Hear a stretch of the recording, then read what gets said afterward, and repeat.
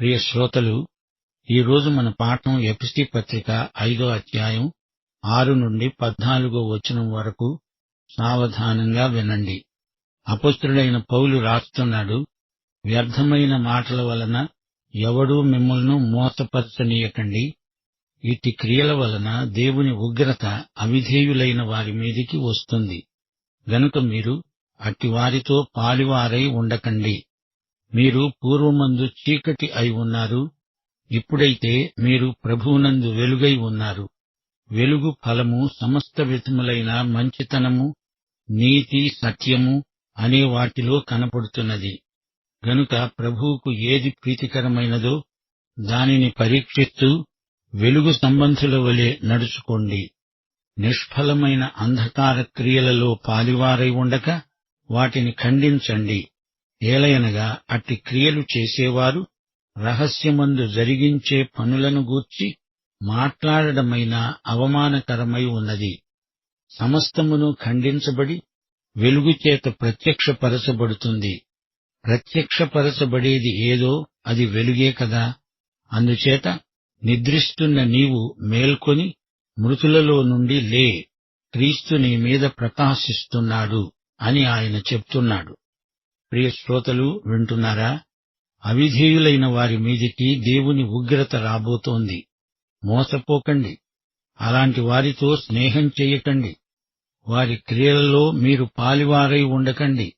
అరక్షిత ప్రజల మీదికి దేవుని ఉగ్రత వస్తుంది గనుక వారితో కలిసి ఉండకండి. దేవుని తీర్పునకు గురి కాకండి. దేవుని బిడ్డలు పాపం చేస్తే ఆయన తన వారిని గద్దిస్తాడు, శిక్షిస్తాడు. దావీదును దేవుడు శిక్షించలేదా? దావీదు పాపంలో పడిపోయినప్పుడు దేవుడు అతణ్ణి కఠినంగా శిక్షించాడు. 1 కొరింథీ 11వ అధ్యాయం 31-32 వచనాలు. మనకు మనమే విమర్శ చేసుకున్న ఎడల తీర్పు పొందము. లోకముతో పాటు మనకు శిక్షావిధి కలుగకుండా ప్రభువు చేత శిక్షించబడుతున్నాము. నీవు పాపం చేస్తూ తప్పించుకోవాలని చూస్తే లోకంతో పాటు నీకు శిక్ష విధించబడుతుంది. దేవుని బిడ్డలకు అది కలగకూడదు. రక్షణ లేని వారికి అది తప్పదు. దేవుడు తన బిడ్డవైన నీకు క్రమశిక్షణ విధిస్తే కృతజ్ఞతతో ఒప్పుకోవాలి. అది దేవుని బిడ్డల లక్షణం. దేవుడు నిన్నిప్పుడు శిక్షిస్తే శిక్షించనియ్యి, లేకపోతే భయంకరమైన పరిణామం కలుగుతుంది. దేవుని శిక్షను తృణీకరిస్తే అతడు దుర్బీజుడే కాని దేవుని బిడ్డ కాడు అని గ్రహించాలి. సైతాను పిల్లలను దేవుడు ఇప్పుడు శిక్షించడు. వారి అంత్యదినం ఉండనే ఉంది. మనమైతే ఇప్పుడు వెలుగై ఉన్నాము. మునుపు మనం చీకటి అయి ఉండేవారిమి. వెలుగు పిల్లలమై నడుచుకోవాలి. మంచితనం, నీతి, సత్యం అనే వాటిలో ఆత్మ ఫలం కనిపిస్తుంది. వెలుగు ఫలమిదే. ప్రభువుకు ప్రీతికరమైనదేదో దాన్ని చేసి చూపుతాము.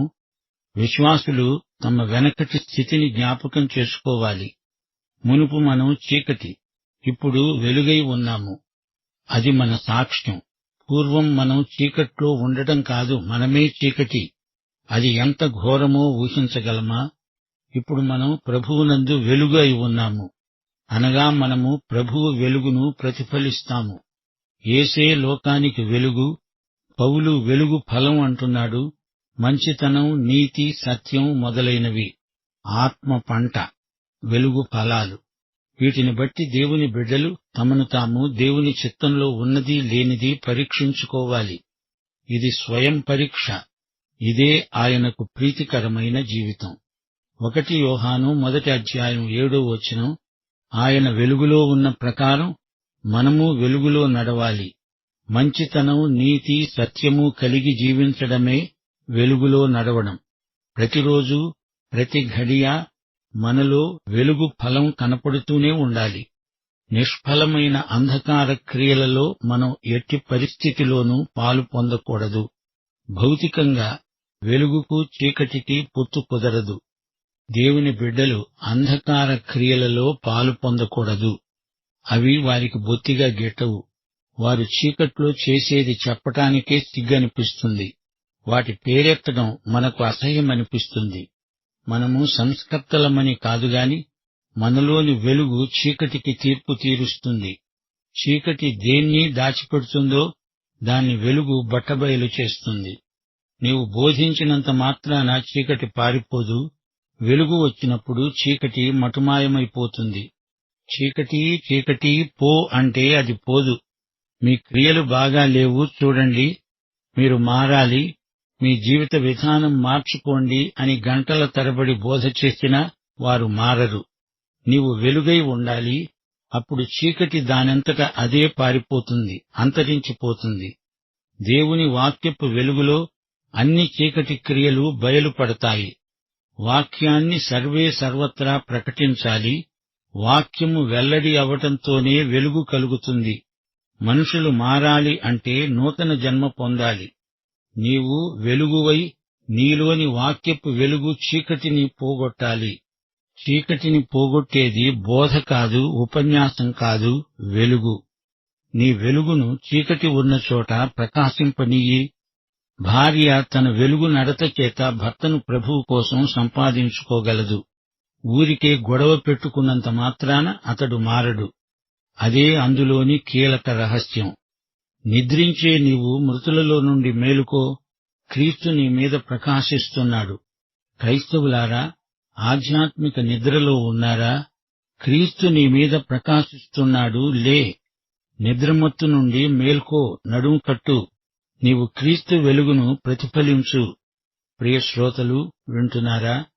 క్రీస్తును ఎరుగని వారి బ్రతుకు చీకటే. విశ్వాసి బ్రతుకు వెలుగు బ్రతుకు. అన్యులు చీకటి, విశ్వాసులు వెలుగు అంటున్నాడు పౌలు. క్రీస్తు మనలోకి వెలుగు తెచ్చినవాడు. వెలుగు మంచి ఫలాలు పండిస్తుంది. సమస్త విధమైన మంచితనం అందులో ఉంది. నీతి సత్యములు అందులో ఉన్నాయి.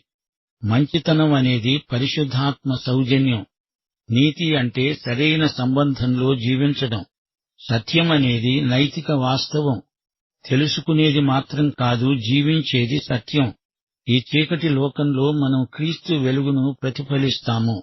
క్రీస్తు వెలుగు మనకు తెచ్చిన ఆశీర్వాదం ఎంతో అమూల్యమైనది. దేవునికి ఏది ప్రీతికరం, ఏది అయిష్టం అనే వివేచన మనకిస్తుంది. క్రీస్తు వెలుగు చేసే గొప్ప కార్యమిది. క్రీస్తు వెలుగులో మన ఉద్దేశ్యాలు, మన ఆలోచనలు, పద్ధతులు అన్నిటినీ పరీక్షించాలి. చీకటి కొట్లో సరుకును బయటికి తెచ్చి సూర్యకాంతిలో పరీక్షిస్తాము గదా. క్రీస్తు వెలుగు ప్రతి విధమైన చీకటిని పారదోలుతుంది. వెలుగు బయలుపరుస్తుంది. మన హృదయాలలోని చీకటి కోణాలలోకి క్రీస్తు వెలుగును ప్రసరింపనివ్వాలి. వెలిగించబడిందంతా వెలుగవుతుంది. వెలుగులో ప్రక్షాళన గుణం ఉంది. నీతి సూర్య కిరణ చికిత్స. వెలుగు తీర్పు తీర్చేది మాత్రమే కాదు, స్వస్థపరుస్తుంది కూడా. ఈ సందర్భంలో పౌలు ఒక పద్యం రాశాడు. నిద్రిస్తున్న నీవు మృతులలో నుండి మేలుకో, క్రీస్తు నీ మీద ప్రకాశిస్తున్నాడు. పౌలు యొక్క కవి హృదయం ఇక్కడ పాడుతోంది. ఈ పద్యం పౌలే రాశాడేమో. ఇది అందరికీ తెలిసినట్లే ఉటంకిస్తున్నాడు. ఇది బాప్తిస్మ గీతమై ఉండవచ్చు. మృత్యు అంధకారములో నుంచి మేల్కొని క్రీస్తు వెలుగులోకి రావడం ఎంతో అర్థవంతమైన పద్యం. మరో మాట, యేసు రెండో రాకడలో ఆర్భాటంతో వినబడబోయే కేక ఇది. నిద్రించే నీవు మృతులలో నుండి మేలుకో. శ్రోతలు, ఈ పాఠంలోని ముఖ్యాంశమిదే. మనము క్రీస్తు వెలుగులో నడుస్తాము, అయితే లోకం చీకటిలో ఉంది. ఈ పాఠంలో కీలక వచనం, నిష్ఫలమైన అంధకార క్రియలలో పాలివారై ఉండక వాటిని ఖండించండి. ఈ లోకంలో మన నడత మన నిత్యత్వాన్ని నిర్ధారణ చేస్తుంది. విశ్వాసుల స్వభావం వెలుగు, చీకటి కాదు. వెలుగు జీవితంలోని ప్రతి కోణాన్ని స్పృశిస్తుంది. అది ఆత్మఫలమే. దేవునికి ప్రీతిపాత్రమైనదేదో దానిని వెలుగే బయలుపరుస్తుంది. వెలుగు చీకటి క్రియలను బట్టబయలు చేస్తుంది. వెలుగు దేన్ని స్పృశిస్తుందో అది వెలిగించబడుతుంది. నిద్రించే వారిని వెలుగు మేల్కొల్పుతుంది. గమనించండి, ఒక వ్యక్తి రక్షించబడకముందు అతడే చీకటి అన్నట్లు బ్రతికాడు. దేవుణ్ణి ఎరుగని మానవతా విభాగమంతా చీకటే. మానవుడు ఈ లోకంలో పుట్టింది మొదలుకొని సత్యమునకు గుడ్డివాడే. మనిషి చీకట్లో ఉన్నాడు. జీవితమంటే ఏమిటి, ఎక్కడి నుంచి వచ్చాము, ఎక్కడికి వెళుతున్నాము, ఈ సంగతులు మనుషులకు తెలియదు. మనిషి సహజంగా చీకటిలో జీవిస్తాడు, చీకట్లోనే చనిపోతాడు. క్రీస్తు లేని బ్రతుకే చీకటి. క్రీస్తుకు బయట మనిషికి ఆత్మదృష్టి ఉండదు. మత్తయి సువార్త 6వ అధ్యాయం 23వ వచనమంటోంది, నీ కన్ను చెడినదైతే నీ దేహమంతా చీకటిమయమై ఉంటుంది. నీలో ఉన్న వెలుగు చీకటి అయి ఉండిన ఎడల ఆ చీకటి ఎంతో గొప్పది. మునుపు చీకటి అయి ఉన్న మనము క్రీస్తునందు వెలుగై ఉన్నాము. యోహాను సువార్త 8వ అధ్యాయం 12వ వచనం, యేసు అన్నాడు, నేను లోకమునకు వెలుగును. నన్ను వెంబడించేవాడు చీకటిలో నడువక జీవపు వెలుగు గలవాడై ఉంటాడు. జీవము, దేవుడు, సృష్టి, మరణము, నిత్యత్వము మొదలైన వాస్తవాలను ప్రభువే మనకు చూపుతాడు. ఈ సృష్టికి మూలమేది? సృష్టిలోని పదార్థాలు ఎందుకలా ఉన్నాయి? జీవితం యొక్క ఉద్దేశ్యమేమిటి అనే వాటికి ప్రభువే మనకు అర్థము, పరమార్థము చూపుతాడు. మరణం, నిత్యత్వం అంటే ఎలాంటివి? ఈ జ్ఞానమును మనకు అనుగ్రహించేవాడు ప్రభువే. యేసు మనకు వెలుగు చూపటమే కాక మనలను వెలుగుగా చేశాడు. మన స్వభావాన్ని మార్చాడు. చీకటిని వెలుగుగా మార్చేశాడు. మనం నిత్యత్వంలో శాశ్వతంగా జీవిస్తాము. ఈ చీకటి లోకంలో మనము నిత్యదేవుని వెలుగును ప్రతిఫలిస్తాము. మనము వెలుగు సంబంధులమై, వెలుగు బిడ్డలమై ఈ లోకంలో నడవాలి. మత్తయి సువార్త 5వ అధ్యాయం 14వ వచనంలో ప్రభు అన్నాడు, మీరు లోకానికి వెలుగై ఉన్నారు. కొండ మీద ఉండే పట్టణము మరుగై ఉండనేరదు. వెలుగులో అన్ని రకాల ఈవులు ఇమిడి ఉన్నాయి. ఆత్మ ఫలము అందులో ఉంది. వెలుగును విడుదల చేసే జీవితం 3 ముఖ్య విషయాలను బయలుపరుస్తుంది: మంచితనం, నీతి, సత్యం. మంచితనమంటే ఏమిటి? సద్గుణం, దయ, ఇతరులకు సహాయం చేసే మనసు, సమాధానం, సదవగాహన. ఇదే సమస్త విధమైన మంచితనం. మంచి హృదయం, మంచి ప్రవర్తన, మంచి వ్యక్తిగా ఎల్లప్పుడూ ప్రభువులాగా మేలు చేస్తూ సంచరించడం, మనిషిలో క్రైస్తవ నాణ్యత కనిపించాలి. ఇతరులను మర్యాదగా చూడడం, మనిషిలోని మంచిని గుర్తించి ప్రోత్సహించడం, క్రమశిక్షితమైన మనసు, ఇవన్నీ మంచితనం కిందికే వస్తాయి. న్యాయం కోసం నిలవడం, దేవుడు గుర్తించిన మంచితనం అందరిలో సమాధానంగా ఉండే మనస్సు. రోమాపత్రిక 15వ అధ్యాయం 14వ వచనంలో పౌలు మంచితనాన్ని ప్రస్తావిస్తూ అన్నాడు, నా సహోదరులారా, మీరు కేవలము మంచివారు, సమస్త జ్ఞాన సంపూర్ణులు, ఒకరికి ఒకరు బుద్ధి చెప్పే సమర్థులు అయి ఉన్నారని నా మట్టుకు నేను మిమ్మను గూర్చి రూఢిగా నమ్ముతున్నాను. కీర్తనలు 34:8వ వచనమంటోంది, యెహోవా ఉత్తముడని రుచి చూచి తెలుసుకోండి. అనగా దేవుడు మంచివాడు, దేవుడు ఉత్తముడు. ఆయన మంచితనాన్ని రుచి చూడండి. నీతి అంటే సరైంది చేయడం, సరిగ్గా ఉండడం, సంబంధాలలో యథార్థత పాటించడం నీతి. యేసు నీతి మన నీతి. దేవునికి లోబడాలి, మానవులకు సేవ చేయాలి. ఇష్టమొచ్చినట్టు బ్రతుకుతూ బాగానే ఉన్నాను అనుకోవడం స్వంత నీతి. అది మురికి గుడ్డలతో సమానం. క్రైస్తవ నీతి మన జీవిత విధానం. ప్రేమ నియమం లోపిస్తే నీ నీతి అహంభావానికి, గర్వానికి నడిపిస్తుంది. స్వనీతి పరిసయ్య ధోరణి, అది దేవునికి సుతరాము గిట్టదు. ఇలాంటి వారు ఇతరులకు తీర్పు తీరుస్తారు. క్రీస్తునందు నీతిమంతులుగా చేయబడిన వారే దేవుని దృష్టిలో అసలు నీతిమంతులు. మత్తయి సువార్త 5వ అధ్యాయం 20వ వచనంలో ప్రభువు హెచ్చరిక, శాస్త్రుల నీతి కంటే, పరిసయ్యుల నీతి కంటే మీ నీతి అధికము కాని ఎడల మీరు పరలోక రాజ్యములో ప్రవేశింపనేరరు. ఇక సత్యం. సత్యం నైతికం, రక్షించే సత్యం, పనిచేసే సత్యం, జీవించే సత్యం. యోహాను సువార్త 8వ అధ్యాయం 31వ వచనం, మీరు నా వాక్యమందు నిలిచిన వారైతే నిజముగా నాకు శిష్యులై ఉండి సత్యమును గ్రహిస్తారు. దేవుడు మనందరి నుండి సత్యమునే కోరుతున్నాడు. సత్యము చెడుగుతో ఎన్నడూ రాజీపడేది కాదు. కీడునే కాదు, కీడుగా కనపడే ప్రతిదానికి దూరంగా ఉంటుంది సత్యం. మనం సత్యాన్ని జరిగిస్తాము, సత్యమందు ఆనందిస్తాము. సత్యం మనకు స్వతంత్రం ఇవ్వడం కాదు, మనల్ని స్వతంత్రులనుగా చేస్తుంది. యోహాను సువార్త 7వ అధ్యాయం 16-17 వచనాలు. ప్రభు అన్నాడు, నా బోధ నాది కాదు, నన్ను పంపిన వానిదే. ఎవడైనా ఆయన చిత్తము చొప్పున చేయ నిశ్చయించుకొనిన ఎడల ఆ బోధ దేవుని వలన కలిగిందో లేక నా అంతట నేనే బోధిస్తున్నానో అతడే తెలుసుకుంటాడు. దేవుని వాక్యమే సత్యం. యేసు నేనే సత్యమును అని స్పష్టంగా చెప్పాడు. దేవుని వాక్యము రాయబడిన సత్యం. యేసే సజీవ సత్యం, సజీవ వాక్యం. దేవుని సత్యం మనకు సందేహాల నుండి, నిరాశ నిస్పృహల నుండి విడుదల కలిగిస్తుంది. యేసుక్రీస్తు సత్యాన్ని బయలుపరిచినవాడు. సమస్త ప్రత్యక్షము క్రీస్తునందే మనకు సిద్ధించింది. యోహాను సువార్త 1వ అధ్యాయం 9-14 వచనాలు ఇదే సత్యాన్ని పునరుద్ఘాటిస్తున్నాయి. నిజమైన వెలుగు ఉంది. అది లోకములోనికి వస్తూ ప్రతి మనిషిని వెలిగిస్తున్నది. ఆ వాక్యము శరీరధారి అయి కృపాసత్య సంపూర్ణుడుగా మన మధ్య నివసించింది. తండ్రి వలన కలిగిన అద్వితీయ కుమారుని మహిమవలె మనము ఆయన మహిమను కనుగొన్నాము. క్రీస్తునందు పాపపు సంకెళ్ళు తెగిపోయాయి. మనకు పూర్తి స్వాతంత్ర్యం లభించింది. యేసును అంగీకరించి ఆయన నామమందు విశ్వసించిన వారందరూ దేవుని కుమారులవుతున్నారు. యేసుక్రీస్తు యొక్క మరణ పునరుత్థానాలను బట్టి మనకు మరణము నుండి పూర్తి విడుదల కలిగింది.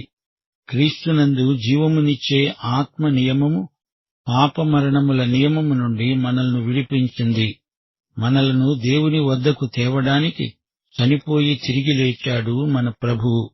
మనకు విమోచన, ఇది విమోచనాత్మక కృప.